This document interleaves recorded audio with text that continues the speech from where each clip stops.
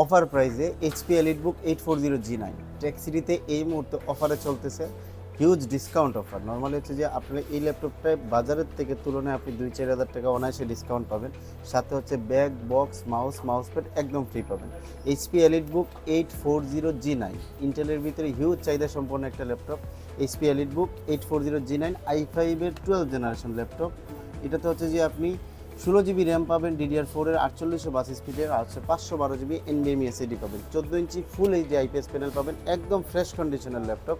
HP EliteBook 840G9 বলতে গেলে একদম বক্স কন্ডিশন ল্যাপটপ।